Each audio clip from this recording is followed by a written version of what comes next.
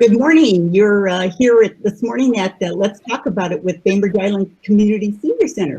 And it is my pleasure to introduce to you David S. Harrison, who is a senior lecturer emeritus at the Evans School of Public Policy and Governance at the University of Washington.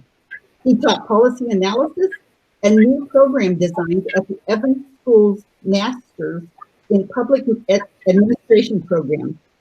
Good morning, David. Good morning. I'm excited to be talking to you folks.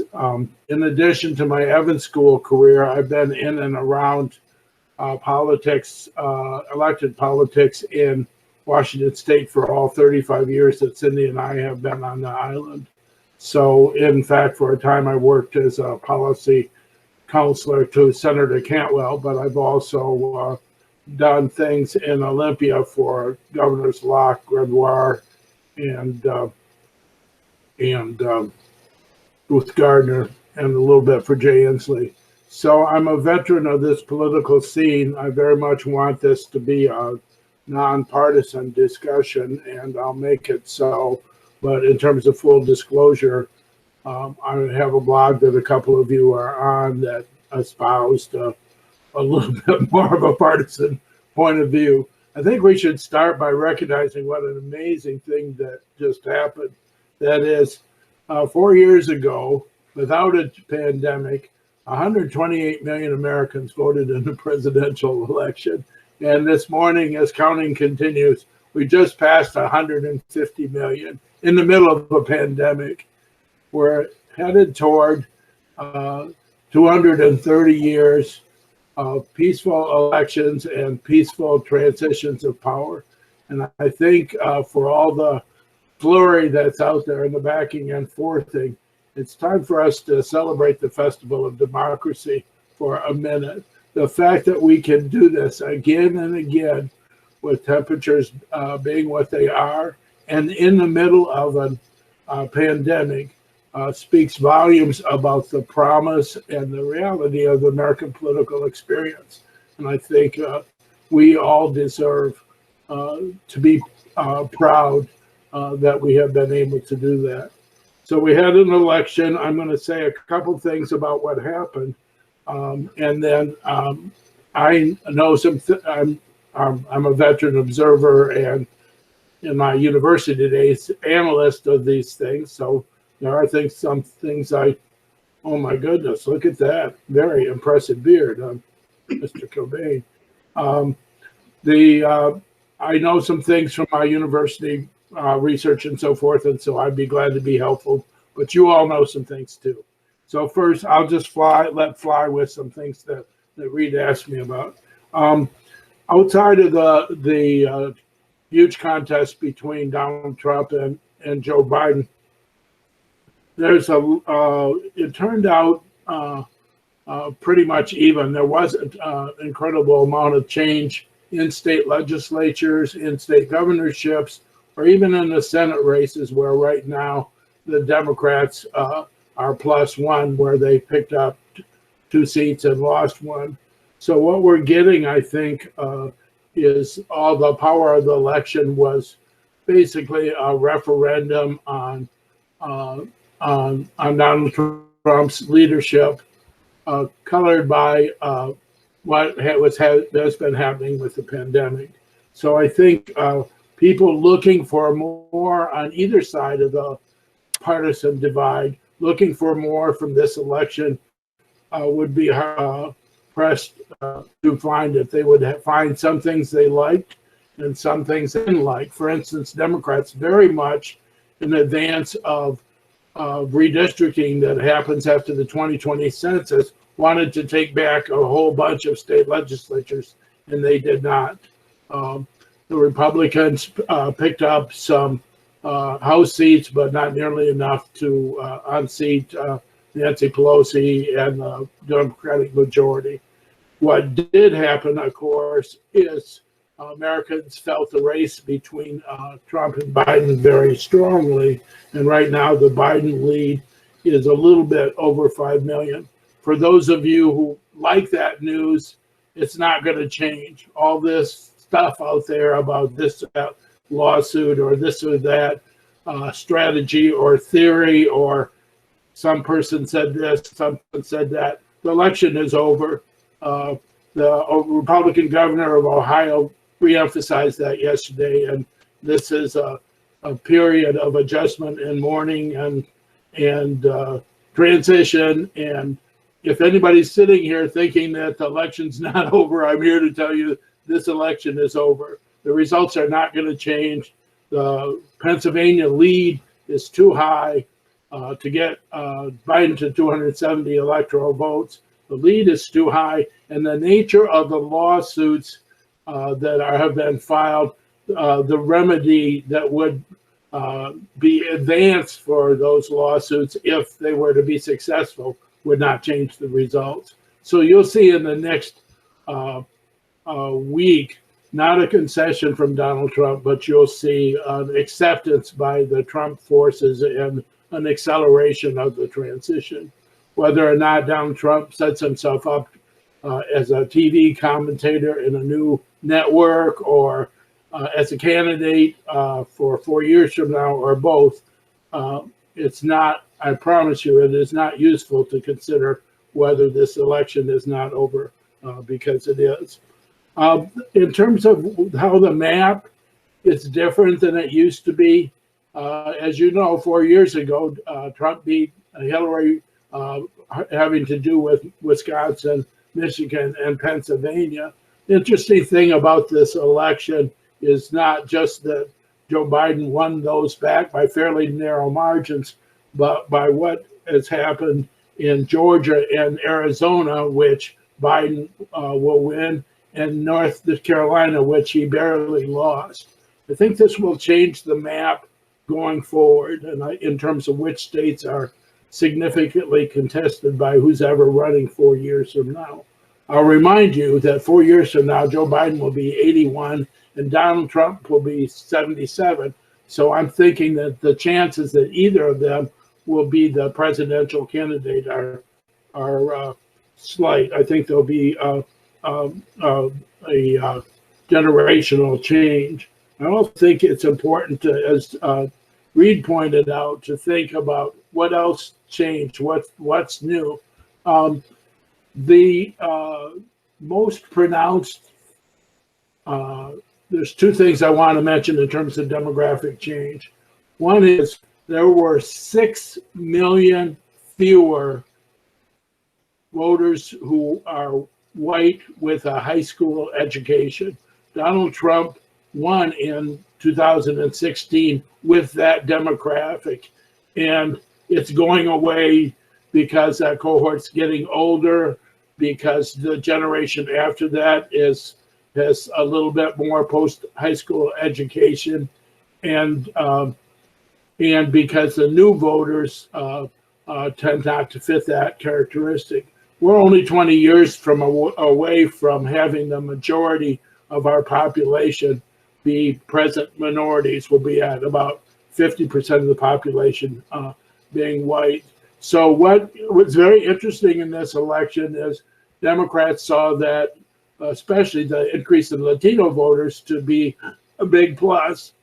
And it was in general, but not nearly as much as they wished. And then Florida, hardly at all, because the Cuban Americans tended to vote with Donald Trump. But over time, watching how minority populations vote is going to be huge. And we should all remember that in the last two elections, 2016 and 2020, the popular vote was significantly to the Democrats' advantage. 2.5 million votes 4 years ago, and Joe Biden is now 5 million votes ahead. The issue for the Republican Party is what they do about the changing demographic in America, and that's a big, big question for them. They had an analysis when Obama beat Mitt Romney in 2012 called that said they needed to dramatically increase their outreach to these populations, and they managed to win in 2016 2016 without doing better with those populations, and time will tell whether what their decisions are in that regard. The way you win without increasing those populations, of course, is getting everybody who conceivably could come out and vote for you to do so. I wanted to add a couple more things, and then I'll shut up and people can make statements and ask questions and jump high in the air over the success and successful voting and relatively problem-free voting in American democracy. Reed was wondering about the impact of there being no third party. You remember there were Greens and Libertarians 4 years ago. That is consequential. Chuck Todd on NBC thought it was a big deal. I would just say it wasn't an accident. To the extent the Greens, for instance, and some of the Libertarians were not fans of Donald Trump, they stayed away for a reason. You remember they were big in 2016. They also thought in advance, as did a number of other people, that Donald Trump had no chance of beating Hillary Clinton. So they could go out. You could argue that Bernie Sanders felt that and was fairly late in making his peace with Hillary because he thought it didn't matter. So in 2020, those third parties, to the extent they're leaning toward Democrats anyway, felt that it mattered, and that's why they did not push harder. I also would note with regard to the youth vote that this is the highest percentage of 18 to 30-year-olds voting since 2018 when Obama first won. But it's only 54%, so you can take it both ways. That vote runs 60 to 40 Biden over Trump, so you could actually say that people aged 18 to 30, many of them new voters, won the election for Joe Biden. But you could also say that seniors, including all of us who are over 55, voted for Biden in greater numbers than we voted for Hillary. And of course, you could say that about suburban women. This is often mentioned. In Washington State, I was kind of surprised that Jay Inslee got just over 53%. I'm getting that wrong. No, I'm going to get that wrong, but I don't. 56% to 43 plus over Culp, 13%. And I think that was because he was running for a third term. I think if you had someone a little bit toward the center, like Rob McKenna was 8 years ago, or whenever that was, 4 years ago, some time ago, that Inslee would have had a tighter situation. And then lastly, I think we should all remember the enormous impact of COVID. I would say that it's of 100% certainty that if Donald Trump was seen as managing the virus well, that he would have won re-election. I think it's a national crisis is an enormous opportunity. You remember 9/11 and Bush's management of the crisis, or the nation coming together, gave him a 10-point boost. I really think that's possible. The viruses are a lot harder to manage than that, but I think it would have been possible for him to set up a system where he was seen as our national leader on battling against the virus. What happened, I think, is it hurt him too deeply to see economic gains fall and unemployment be huge. And he could have decided at that time, well, we have to mask up to bring the economy back. But he instead decided to bring the economy back and fight against masking up. And I think that was his big political error. I think Joe Biden's political success is partly based upon him being the most empathetic person in America. I think if you're going to run as an empathetic person, you might as well run when we most need empathy. And Joe did that very much. And of course, experience is more valued when we're in a crisis, and he's been around for a long time. I worked in Washington from 79 to '86, and Joe was there when I was there, and that's a long time ago. So that's my initial thoughts. Let's go with questions, thoughts, insults, insights, concerns, meditations, recriminations. Thanks, David. You could either put a question in the text box, or you could kind of wave, and we'll do one at a time. Tom, start out by saying I was right about everything I said. Could you? You were, Dave. David, you were great. I read your blog, and that's incredible. You're smarter than you look, buddy. I'm wearing a mask when you see me. I look like a man. I look like the Lone Ranger. Yeah. Hey, some of your blog was really, was very, very informative. Talk about the Senate race coming up and how we can help.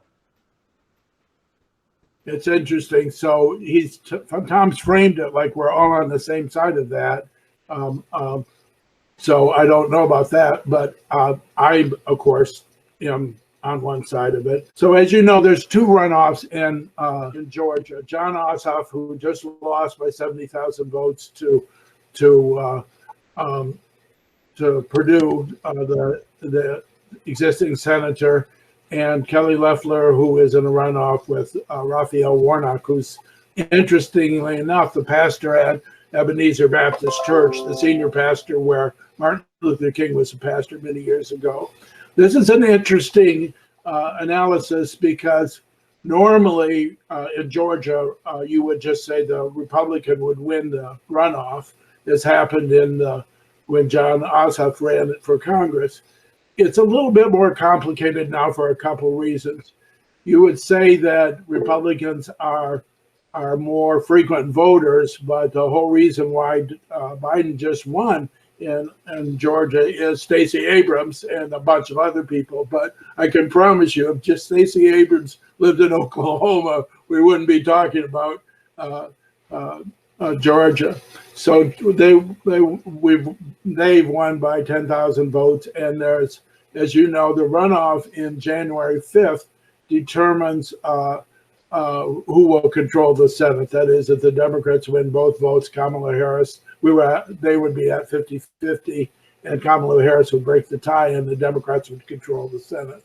That's very significant in some areas, certainly in terms of how Joe Biden wants to expand health care.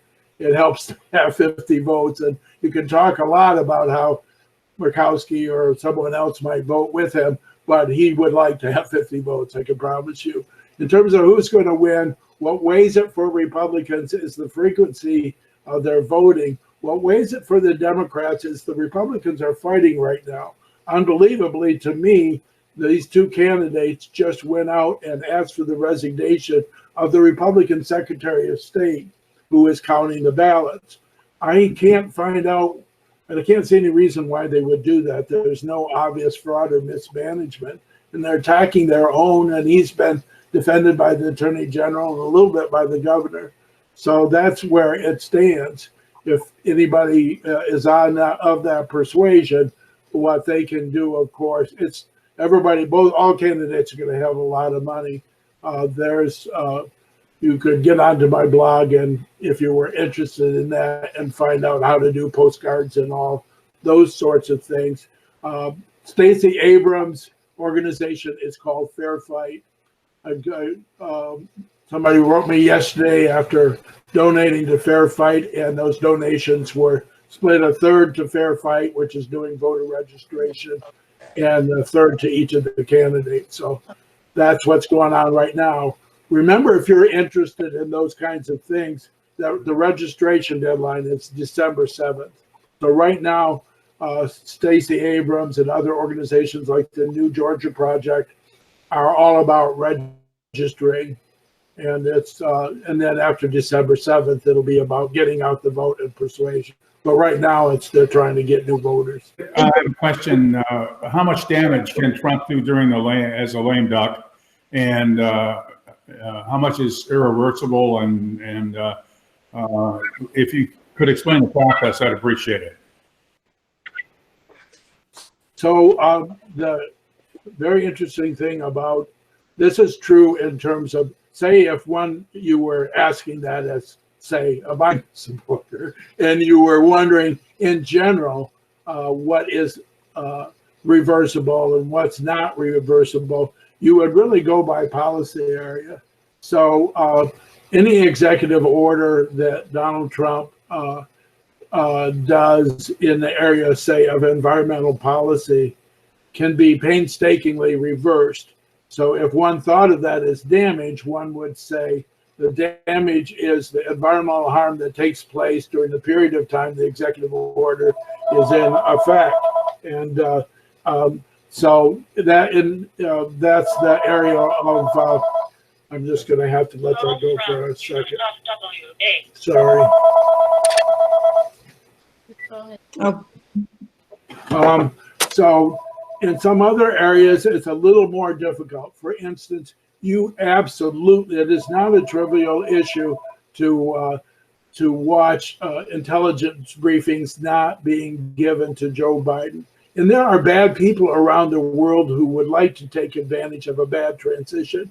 So the worst damage that could happen is a nation doing something bad to us, and it wouldn't have to be in the military. It could be cybernetic, or it could be any kind of mischief, and us not reacting quickly because of a bad transition. The other thing that he's going to do, two things that are interesting, he's going to fire 30 or 40 people, and he could fire Gina Haspel, who runs the CIA, and he could fire the FBI director.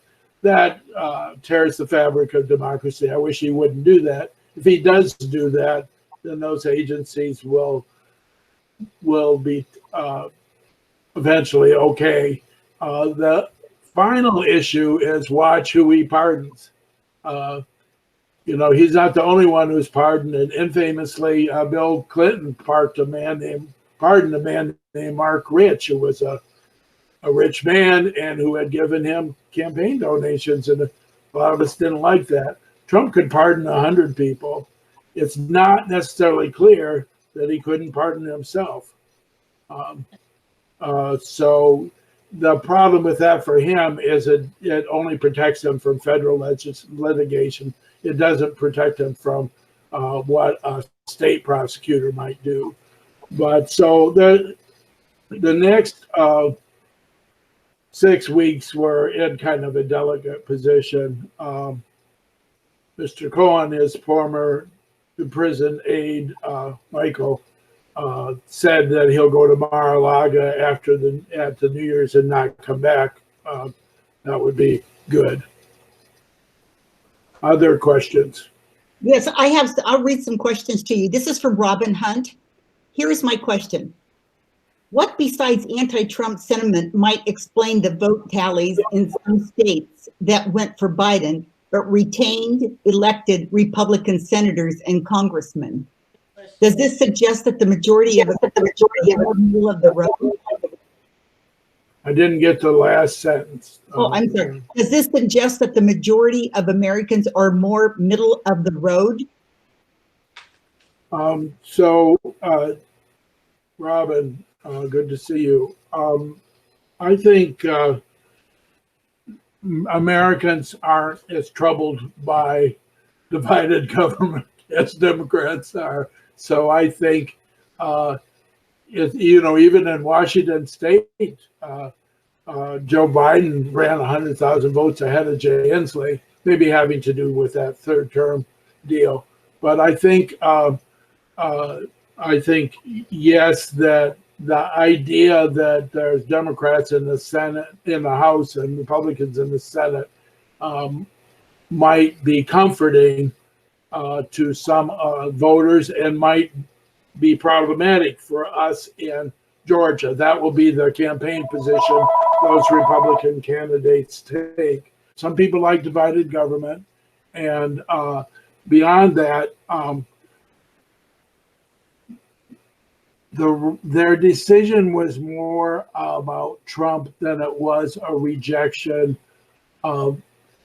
It's hard to know what the Republican Party policy platform nationally is anyway, but I think it's fair to say that they were not necessarily horrified so much by your garden variety Republican senator as they were by Trump himself. That I think the flouting of the norms of the presidency especially hurt him with women voters. The other thing I would remind you is there are certain issues that Trump surfaced, I don't believe, in a genuine fashion, that remain out there in America, not least of which is what are we going to do about what used to be the growth or steady supply of family wage jobs for high school graduates. And the bifurcation of wealth in America, it's claimed as an issue by both parties. And I think that helped hold up the Republican side of the vote. Hey, David, is your blog public? And if so, would you be willing to share its address? Yeah, if you Google David Harrison Path Forward blog, you can get it, and you can subscribe to either an e-blast or pick it up on Facebook. It's a nice little Bainbridge story. After the election, 4 years ago, as you can tell, I'm a Democrat and proud of it. We could not bear listening to the news, and so for a week, Cindy and I listened to classical music. And at that time, I wrote to 200 friends and said, okay, this is what I'm going to send you. And 2 weeks after the election, I sent my first blog, and I have been doing it every 2 weeks since. And by word of mouth, I now have 2,000 followers. So it's very cool. I never added anyone without their permission. I have gotten 1,800 emails asking to join, which has been just splendid. So I'm continuing that in a somewhat different format. It'll be around a specific issue each time, but every 2 weeks, the new one that's called Our Unfinished Work, and it'll go every 2 weeks till 2 years from now. Thank you. Jeanette Franks had a question. I'd like to ask about making Washington, D.C. a state, and then Sheila added on, and Puerto Rico as well. Yes, because thinking about this, and Puerto Rico did vote to become a state, so both Puerto Rico and Washington, D.C. could give the Senate to the Democrats. What do you think? Well, I think, remind me, Sheila Kerwin just posted about the Arctic. Let's take that up too. I think that there are still too many ways that that can be blocked. First, of course, we would need a majority vote in the Senate to head toward admission, and we don't have 50 votes yet. We got to 50 votes. It's not clear that all 50 Democrats would award statehood to either Puerto Rico or DC. And presently, in the Senate, we're still standing with a 60-vote rule where you need 60 votes to cut off debate. So there are a lot of obstacles to do that. Basically, to even have a chance to do it, we'd have to be at 50 votes, but I would not see that as a short-term possibility. I know a lot of my colleagues feel that it is, but it seems to me to be brought. Take somebody like Joe Manchin in West Virginia. I think I'm not so sure that his vote would be there. It could be you could get 44 senators to do it, because adding someone to statehood is a pretty big deal. Sheila Kerwin said Trump wants to drill in the Arctic tomorrow or cut down trees in the Tongass. I have to check, but I think that those processes are slow enough that Biden will be able to block them before they start. Yeah, it seems like kind of scorched earth things as he's doing as he goes out the door to me. firing all these people. I mean, 4 Pentagon folks, I mean, and people in his administration. It's just unbelievable to me. I don't think I've ever seen anything like this in my life.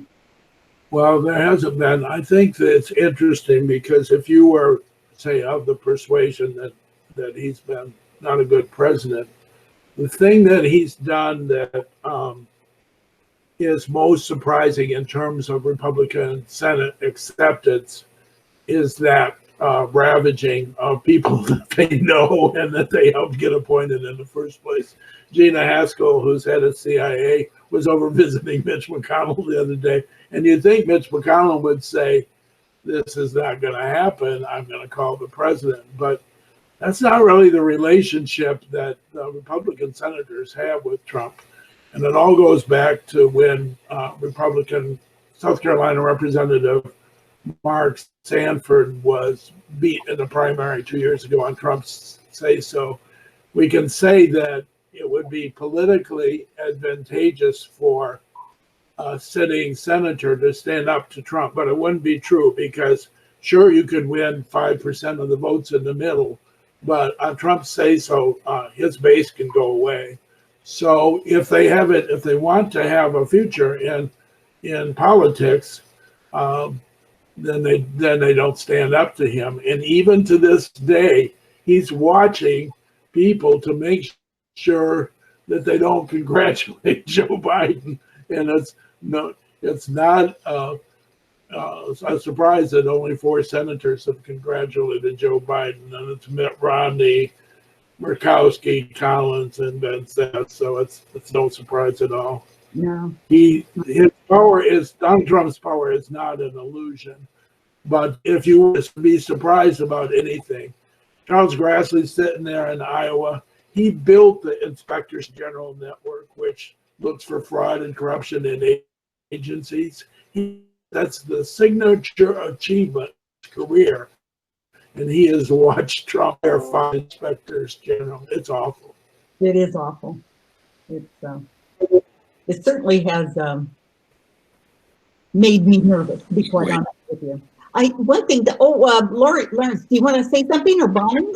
Hi, Karen.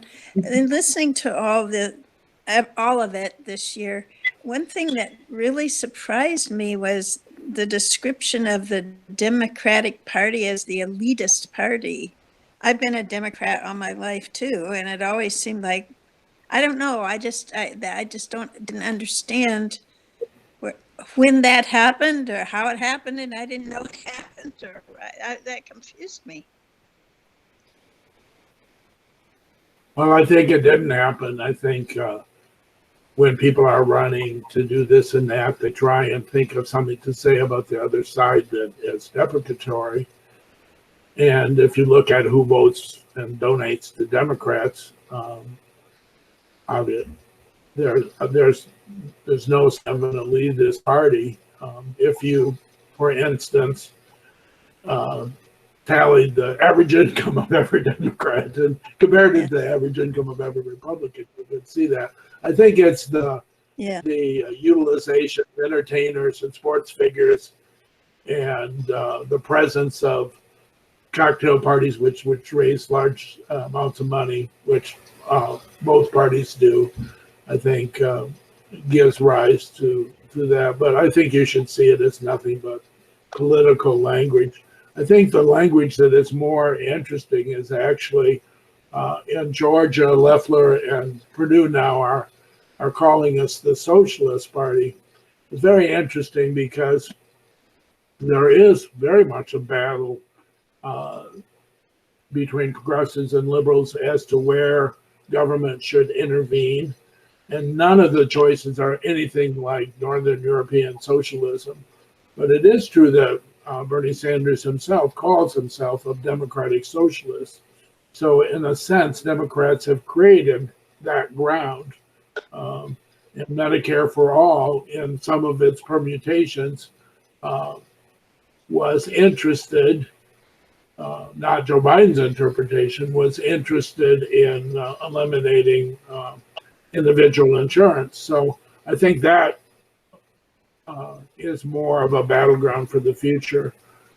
what do we want to do with and for each other, and what are the limits on that will be a big battle going forward.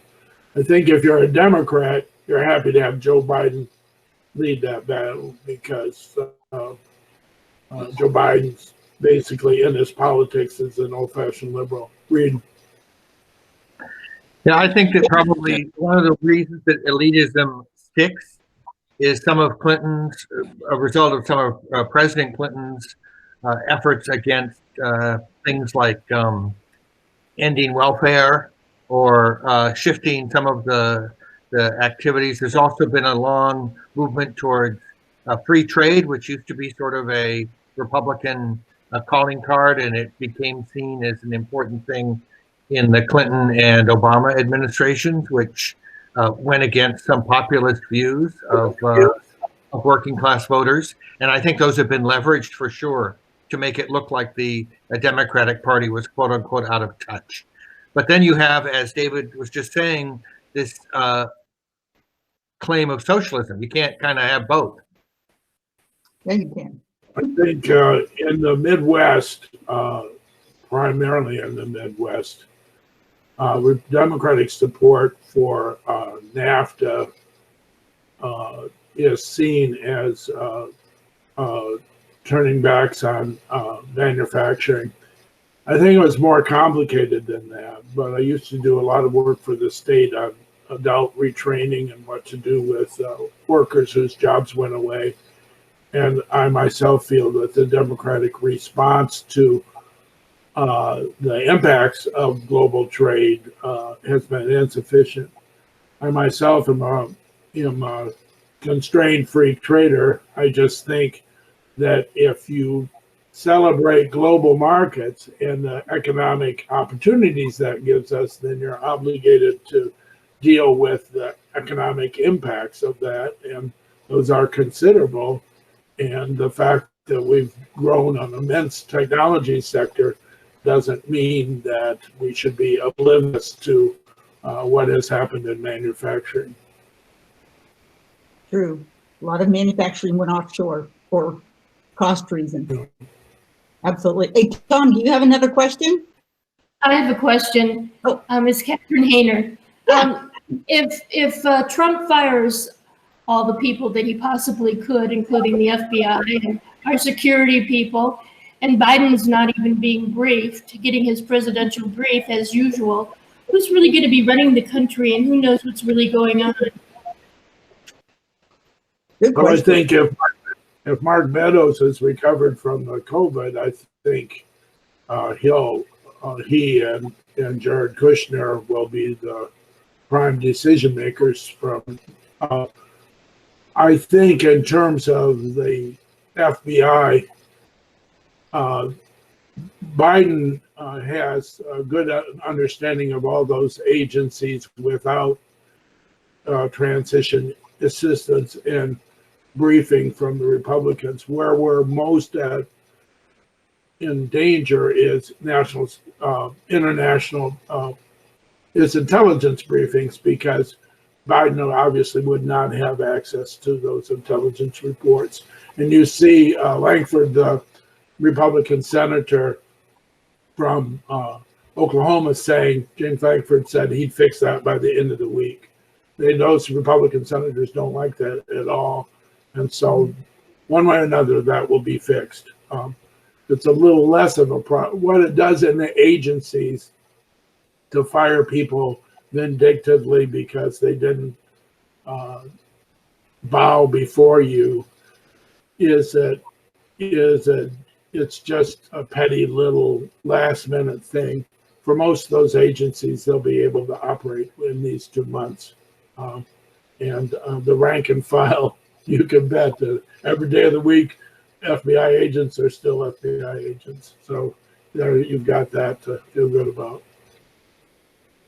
You know, one thing I noticed is that, Trump used a lot of temporary assignments for his administration instead of having him go through the Senate. And I know that, I think Mitch McConnell's already foreshadowed that he will not people make it hard for any of Biden's people to go through. And so do you think Biden will go ahead and do temporary assignments like Trump did, since he set an amazing precedence for that? Well, a lot depends on how many votes Mitch McConnell has, but I'm of the opinion that Romney, Murkowski, Collins are going to want to approve the vast majority of Biden appointees. So the issue becomes, in the olden days when Obama was there, Mitch McConnell would only need 41 senators to block an appointment because of the 60-vote rule. What the Democrats will do is they'll say, look, if you don't let our major appointees through, we're not going to go with temporary appointments. We're going to use the nuclear option, and we're going to have 50 votes. They can do that by majority votes. We're going to have 50 votes instead. The problem is they'd have to get the 50 votes. So if they don't win in Georgia, I think appointments will still get improved, because I think Collins was 6 years till her next election. Lisa Murkowski is independent. Mitt Romney thinks that Biden should be allowed to be president. And I think for the most part, people will get approved. I do think it keeps Biden more concerned about who he's going to name. For instance, Susan Rice is a very legitimate candidate for Secretary of State, and Biden likes her a lot. But Biden might choose Chris Coons or someone else just because he doesn't want to have a big battle over who's going to be Secretary of State, because there would be a pitched battle against Susan Rice. Yeah. Okay. Well, that makes me feel better. Well, I'm known as a positive thinker on these things, but if you go back through my 4 years of blogs, I didn't miss much. I called the 2018 election, the 40 seats these picked up. And I think my own view, political view, is Trump's presidency was much more awful than it needed to be, and that he wasn't qualified to serve.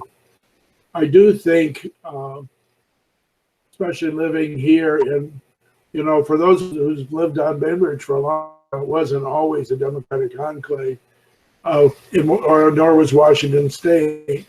I think it behooves us to think of some of the reasons why people feel differently. And my favorite one, of course, is Trump is called a populist, which is inaccurate. To be a populist, you have to authentically care about the needs and rights of the common people. And I don't think there's any evidence that he does. But I think I know someone who asked Bernie Sanders what his platform was for the Midwest, for working people, manufacturing people, and he said expanded healthcare. And to me, that's a fundamental misunderstanding. That's something that should happen. But if you're in Flint, Michigan, or Dearborn, and you hear that what Democrats have for you is more healthcare eligibility, you're happy about that, especially if you have a pre-existing condition. But you want to hear more about your place in the world going forward. And I think that's a lesson. I think Joe Biden knows that. Just, I would like to see more articulation of that agenda by the rest of the Democratic Party. Any more questions? Yeah. How much do you think Black Lives Matter and defund the police hurt the Democrats? I think a lot of my friends think that hurt a lot. Well, if Republicans end up, say, picking up 10 House seats, I think it's possible that they'll all be close. I think it's possible that we might have lost 3 or 4 House seats, and definitely some seats in state legislatures. And I think unnecessarily. I think Black Lives Matter is Joe Biden was very clear to defend to advance Black Lives Matter. I think somebody got the idea that a good strategy was to use the word defund to be able to achieve significant reform. And whoever had that idea was crazy. It's just not true. You're not going to do better by using the word defund. And I think that's proven. And I think if you look, you can Google it, there have been huge reforms post George Floyd in 100 American cities.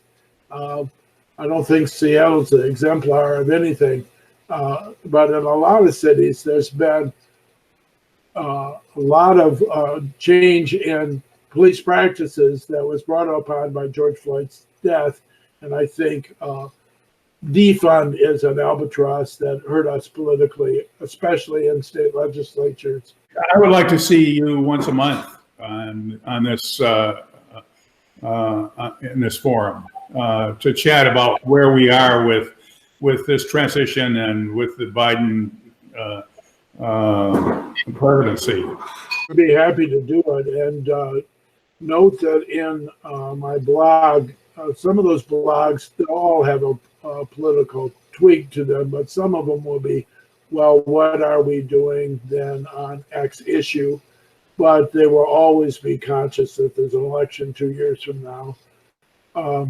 So yeah, I would be happy to do that. If your leaders want to set it up, it would be a pleasure for me to do. Reed Price, you got that memo, right?